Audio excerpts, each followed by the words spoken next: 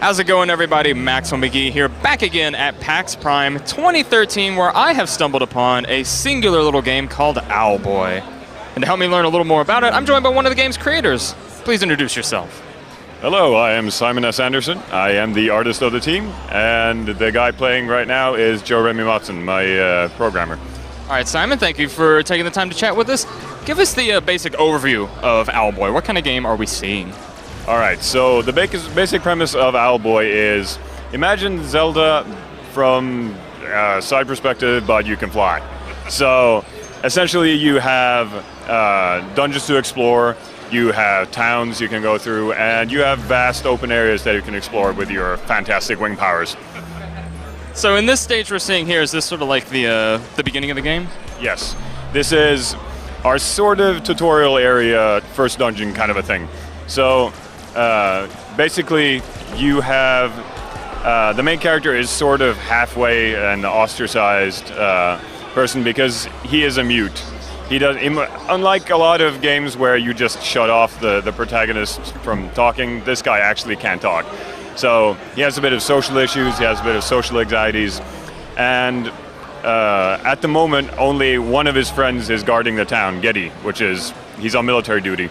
And someone starts robbing the town for some reason. And they just decide, well, since he's the only guard, and the only guard is a complete sissy, he asks his only friend to help him chase him down. So that's where you end up right here. So this is the sort of basic instructions on how to do combat. So looks like a lot of our combat has to do with picking up our buddy here and letting him just unload on people. Yeah, so our system is sort of designed to where we wanted a game where you didn't just have all your powers bundled in one character, because that's kind of boring. Most games do that. So the idea is based around the premise that your character is really weak on its own. He can reflect away enemies, but he can also deflect shields, but he can't actually damage enemies by himself.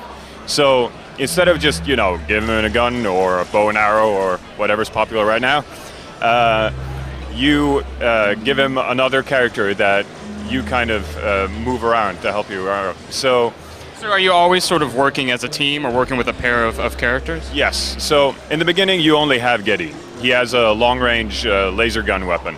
So he can take out your basic enemies. He can kind of snipe them off in the distance. But as you progress along, you unlock more gunners. And what we've done is, we didn't just want to do sort of a direct power upgrade. A lot of games, they just say, well, you've progressed, let's give you a stronger gun so it can kill bigger things. So what we've done is that every gunner has sort of a specific ability that plays into the other gunner's powers. So what we'll demonstrate later is Alphonse, which is our giant pirate guy. He wields a huge shotgun that can light things on fire, but at a very short range. So you have kind of this dynamic where sometimes you want to use Alphonse to take out an enemy, but you have to charge his weapon, so you bring out Getty. He has, but the enemy has a shield, so you take it out with Otis. So you have this constant switch thing going. So I've noticed Owlboy, he got hit. He kind of took a boulder to the face there, took a little bit of damage. Can your partners, are they susceptible to getting hurt at all? Do you have to babysit them a lot as you're bringing them along in the mission? Not really. It's to an extent you have to make sure that they don't take too much damage. At first, the dungeon we're playing right now, you basically have to go back and pick up your gunner if you're going to move on. But what you gain from this dungeon is your teleport ability, which allows you to teleport your gunner directly to you. After that, you have a lot of gunners you need to manage, but you don't really think about them too much. If they take one hit, then they have a little bit of a cooldown to kind of give you a little punishment for not, paying attention at all, but we don't want to punish the players too much for that. All right, so what we got here is our third dungeon. Technically, our dev team calls it the second dungeon because it was for a while, but now it's the third dungeon, so we call it that. It's the floating continent. So what this is you've discovered a complex set of caves where it's one of the few areas where you're really shielded from all light. So you discover this hidden jungle area, and the whole dungeon mostly centers around this theme of light. So what you can see right here is Otis has found glow fruit, which attracts fireflies. Now you can use your aim to kind of Sort of direct the fireflies where you want them to go. yes, but you're not forced to do that. If the player, for example, brings out Alphonse, he has his shotgun ability, which allows him to see in the dark, but only for a limited space.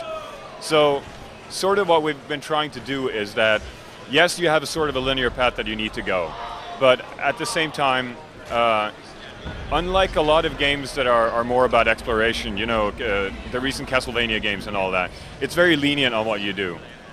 In our game, there is a good bit of skill into it.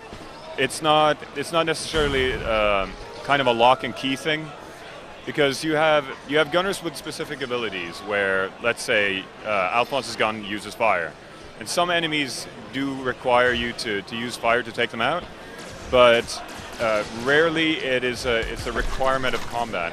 It feels more like this is something you need to have a certain amount of skill to be able to pull certain things off. So then, just so I'm clear, are you like traveling with, can you have access to multiple gunners at the same time, or is it like one gunner type per stage?